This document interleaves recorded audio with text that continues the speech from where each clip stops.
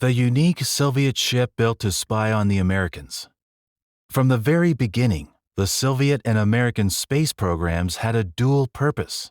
Of course, that does not mean the romantic dream of space exploration, or the practical civilian use of space was just decoration, public theater, or propaganda. A satellite could be a scientific instrument. It could also carry reconnaissance equipment. A rocket could send a human being into orbit. It could also deliver a warhead to another continent. So during the Cold War, the line between peaceful space and military technology was much thinner than newspapers like to admit. No, the space program was one of those rare cases where the sword and the plowshare moved forward together. And that included the development of the Navy. In this story, the fleet was needed not only to launch missiles or hunt submarines. The ocean itself was becoming a vast arena for communication, observation, and control. If a ground station could not see a satellite or a missile because of the curvature of the Earth, that job could be handed to a ship, one that could sail into the right part of the world's oceans. A ship built to watch missiles. When it came to space and missile programs, the Soviet Union was far less fortunate than the United States, both geographically and politically. First, the United States sits noticeably farther south. A simple example, Cape Canaveral is located at about 28 degrees north latitude.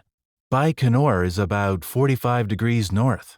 And for spaceflight and space research, the closer you are to zero, to the equator, the better. The reason is simple. The Earth itself helps the rocket. The closer a launch site is to the equator, the more it can take advantage of the planet's rotation. That does not make a launch easy, of course, but it does provide a useful boost, especially when heavy payloads and expensive space programs are involved. Second, even then, the United States had plenty of overseas territories and foreign bases where it could install communication and tracking stations. The Soviet Union had far less of that luxury. So the USSR had to compensate for geography with technology, where the United States could place a tracking station on an island, at a base, or in Allied territory.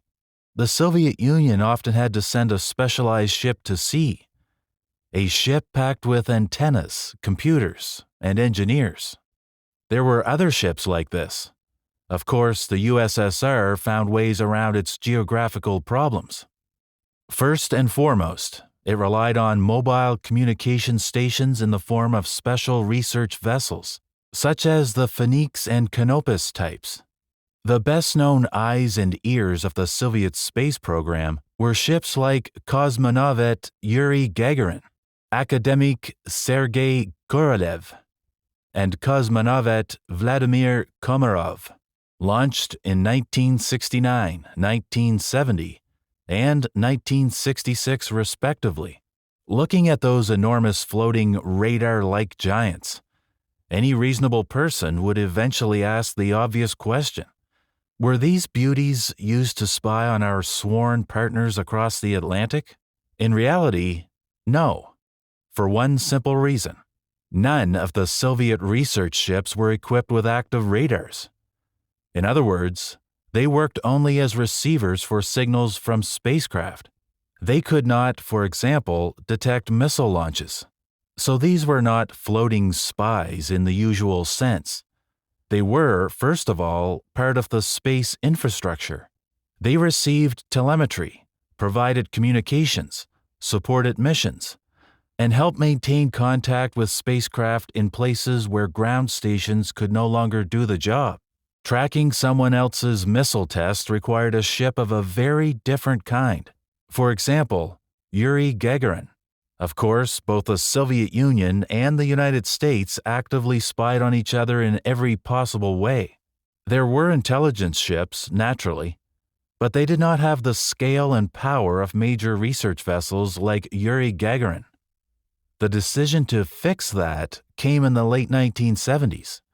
Right around that time, the Americans were entering a new phase in missile and nuclear technology.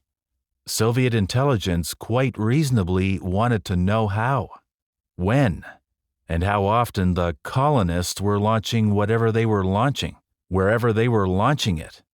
And it would have been useful to know how those launches actually turned out. In short, Soviet interest in American missile tests was every bit as predictable as American interest in Soviet ones. For the military, it was not enough simply to see that a launch had happened. They needed to understand the trajectory, speed, altitude, impact area, stage performance, and behavior of the re-entry vehicles. Every one of those details could reveal something about a missile's range, accuracy, reliability, and the real level of American technology. To solve that problem, a new large intelligence ship was laid down in 1981. The big nuclear-powered reconnaissance ship Ural, also known as SSV-33 Ural. Just 2 years later, the beauty was launched. By that time, the Soviet Union already had solid experience building floating radar and tracking platforms. In essence, Ural was meant to be more than just a ship. It was supposed to be a huge mobile intelligence center. Its job was to sail into the right part of the ocean, deploy its equipment, and watch what was happening in the sky, in near space, and across the enemy's radio spectrum. A defender of the homeland skies.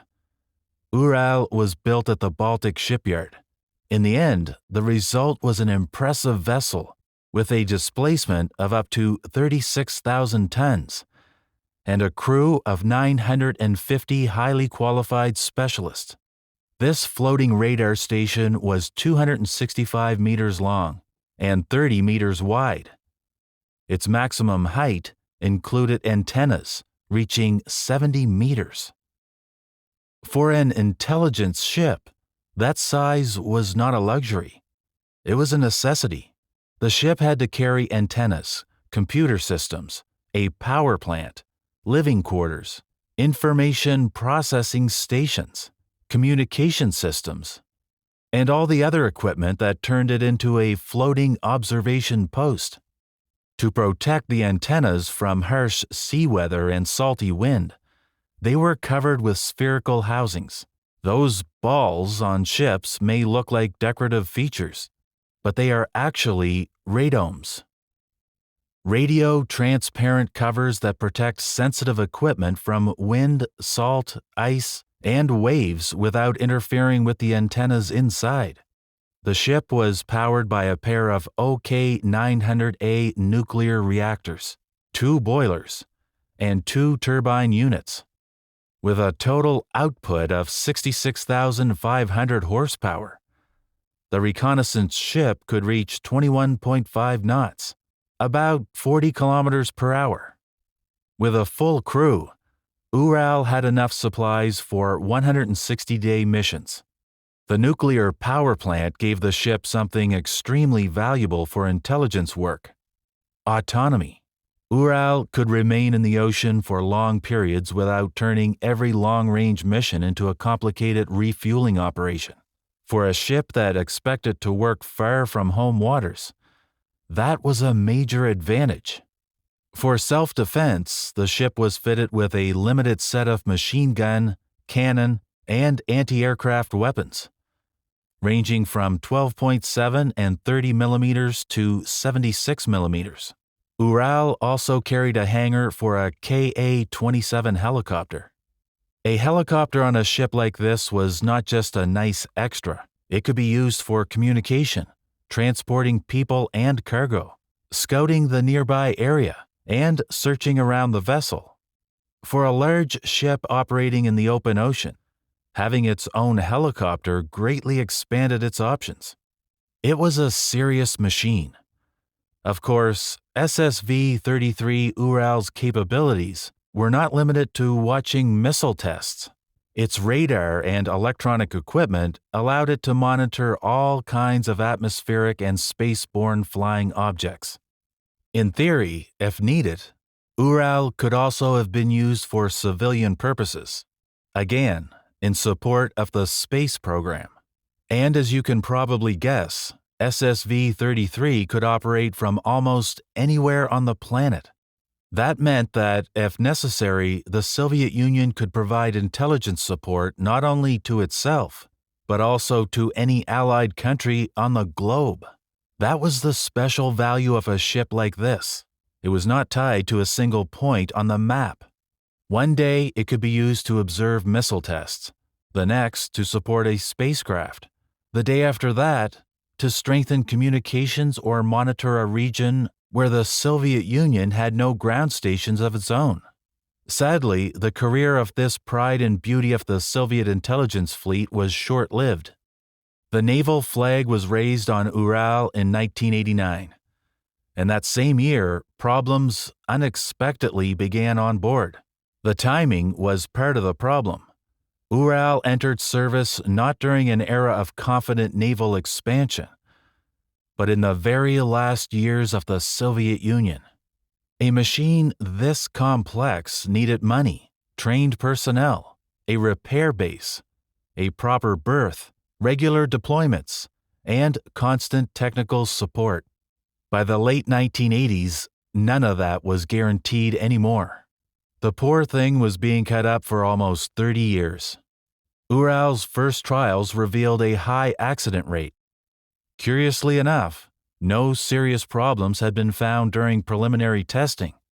Another blow came in 1989, when the wise leadership decided to exempt students from military service. As a result, the brand new ship lost at least half of the properly qualified personnel it needed. For an ordinary ship, losing part of a trained crew is already a serious problem. For Ural, it was almost a catastrophe. This was not just a large hull with engines. It was an incredibly complex system of electronics, communications, nuclear power, and computing equipment. You cannot operate a machine like that properly with random people. In 1990, a fire broke out on board. In 1991, another one followed. There is, of course, no proof of anything. But considering what was happening outside the portholes in those exact years, the sequence of remarkable coincidences looks especially curious, particularly given the ship's intended purpose. At the same time, even without any conspiracy theories, it is clear that Ural sailed straight into a perfect storm: technical complexity, a shortage of trained personnel, collapsing funding, the breakdown of the old maintenance system, and the overall uncertainty of the final Soviet years. Sometimes the death of a unique project does not require one evil genius. It's enough for everything around it to start falling apart at the same time. But as the saying goes, you cannot build a case on circumstantial evidence alone. Attempts to cut Ural up for scrap dragged on until 2018. Disposing of such a ship turned out to be too expensive and too difficult. The contract for its dismantling cost roughly 1 billion rubles. In a way, even Ural's scrapping became a major operation of its own. The nuclear power plant, the size of the hull, classified equipment, and the complexity of dismantling all made the ship's end almost as difficult as its creation. So in the end, Ural was more than just a ship. It was a monument. A monument to what exactly? Well, let everyone answer that for themselves.